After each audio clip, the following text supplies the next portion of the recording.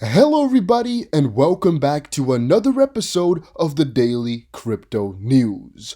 Just in, some breaking news on Ripple Labs. Ripple Labs filed a lawsuit against YouTube claiming enough is enough. Ripple Labs and its CEO, Brad Garlinghouse, have filed a lawsuit against YouTube for its alleged complicity in a spate of repeated XRP giveaway scams. This is definitely one of the biggest things that has happened this year, and I think this is really going to start a couple of big movements, a couple of big lawsuits, and a lot of controversy. Now guys, if you are enjoying the daily crypto videos, make sure you support the channel by pressing the like button and subscribing. I try to push out videos on crypto news every single day, and it really helps out if you could press the like button. Ripple Labs filed a lawsuit against YouTube LLC in the Northern District of California on Tuesday, April 21st. The case seeks damages for YouTube's failure to stop XRP scammers and impersonators. The plaintiffs, named as Ripple Labs and its CEO Brad Garlinghouse, and by the way guys, what are you thinking about this? Let me know in the comment section down below, are taking action against YouTube to, quote, prompt an industry-wide behavior change and set the expectation of accountability, according to an official company blog post. We actually see that blog post on the official Ripple website because, of course, they did not keep this all to themselves. They made a whole explanation as to why they did that. And let's actually quickly read through that as well. Enough is enough. It's time to protect the community. Amazing work by Ripple already looking at this. At Ripple, our company's foundation is built on trust and transparency. We embrace these values in every decision we make, whether that is sharing the quarterly XRP markets report or calling for industry-wide regulatory clarity. To further build on the principles, we see a dire need now more than ever to protect consumers around the world from dangerous online giveaway scams and false impersonations across YouTube, Twitter, Facebook, and more. Today, we are taking legal action against YouTube to prompt an industry-wide behavior change and set the expectation of accountability, and this also calls on the video platform to do a number of things. First, to be more aggressive and proactive in identifying these scams before they are posted, which of course is going to be a very, very difficult thing to do for YouTube, as it will be pretty difficult if an account posts 10,000 videos, a day, for example, to check out all those videos, right? Or have a really, really solid algorithm that will not just flag tons of other videos as scams. But second of all, faster removal of these scams once they are identified, and lastly, to not profit from these scams. Quote, giveaway scam, unquote, is an industry term that relates to attempts to defraud money from unassuming consumers via social media impersonation, by convincing people that if they send money, they will receive more funds in return, typically through airdrop in at least crypto. These scams accurately impersonate individuals and companies and are often spread through fake social media profiles. So, for all y'all that do not know, there is a very popular channel on YouTube which is called Brad Garlinghouse. I think it has like 350,000 subs or something like that. There's a couple different ones. One of them has 200,000, another one has 522,000, and so on. There's a couple who are called Ripple. One has 77,000, one has I think also a couple 100,000, maybe 170. And they are of course impersonating, and what they claim is that if you send them some money, they'll send you 10 times as much money back. In these times, it's terrible enough that people are worried about losing their lives and livelihoods. Adding to this are the scams that seem to be everywhere. Well, yeah, if you've ever been on YouTube or Twitter, you'll most likely see these scams quite a lot everywhere. And to bring awareness to the issue, we published a how-to guide for spotting and protecting yourself from online digital asset giveaway scams. Now, I've actually done a couple of videos on that as well, but I will be posting most likely another video, I guess just after this, really explain to you guys how to watch out for this and also how to watch out for a couple other scams, as I've really noticed a lot of people getting scammed, and I think it's time to take some tougher action as I guess people of influence as well. Wherever I can, I'm trying to help out. And now though, there is an increasing threat with the influx of, the whole pandemic situation in online scams.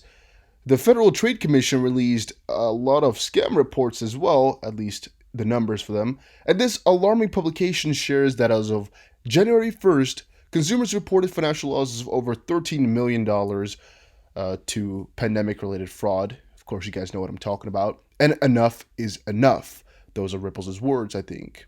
Could also be those ones from the Federal Trade, but all right.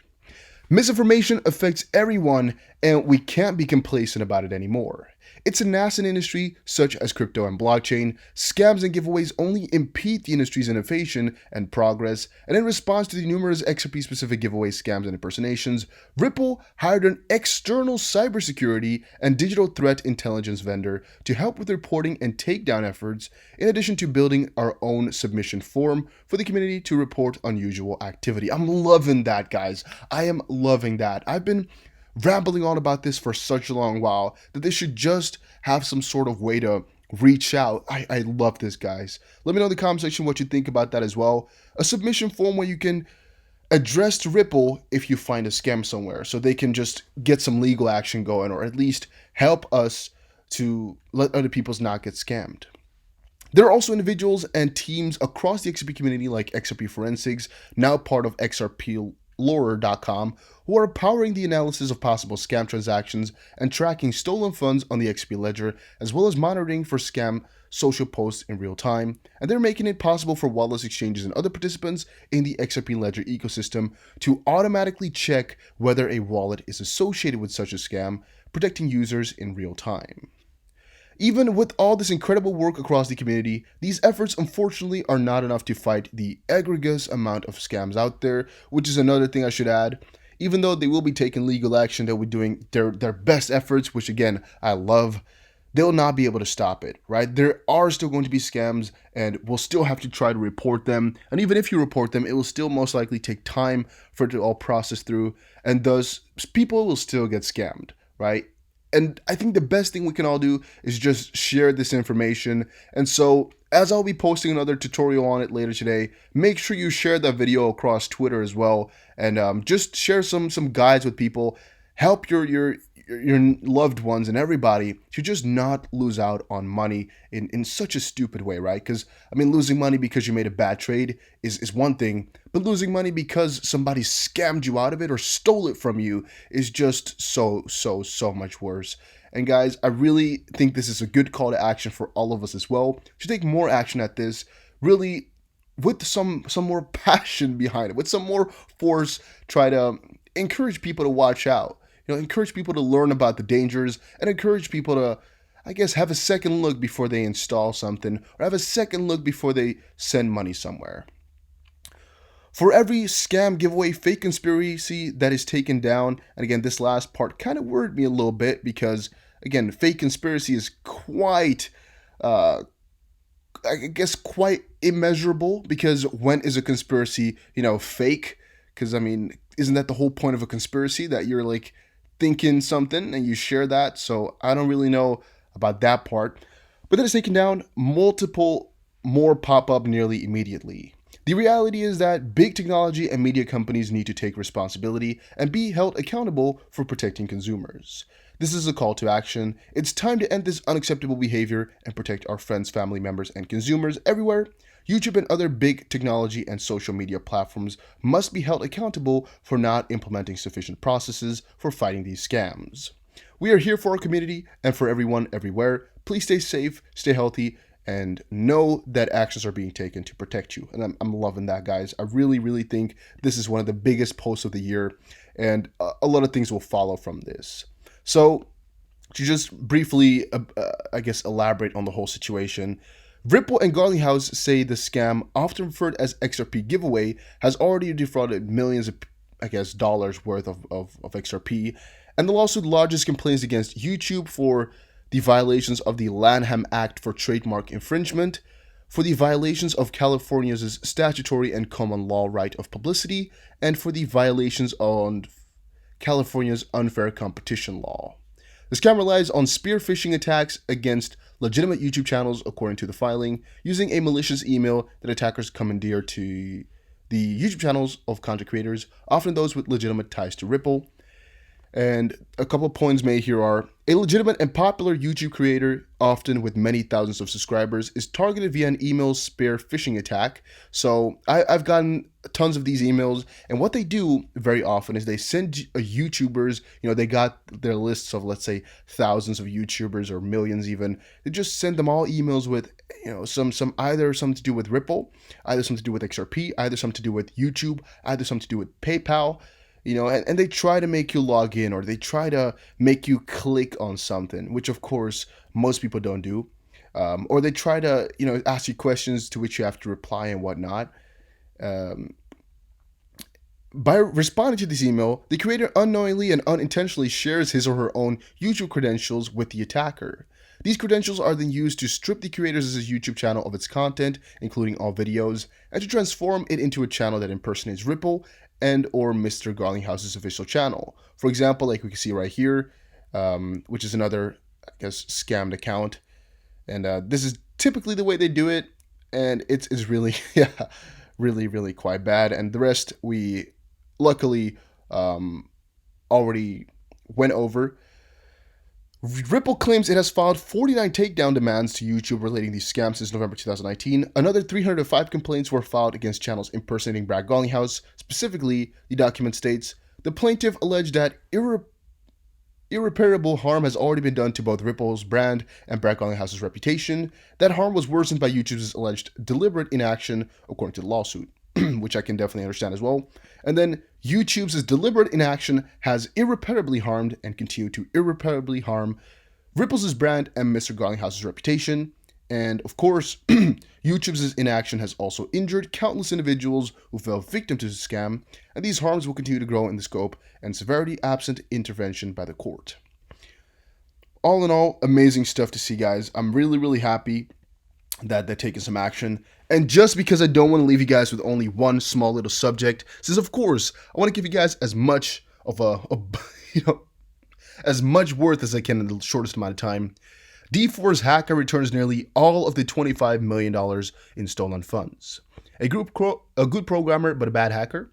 Well, in a sudden twist to the events and of course good news, the hackers of Chinese DeFi project LendF/D4s has returned almost all the funds to the company.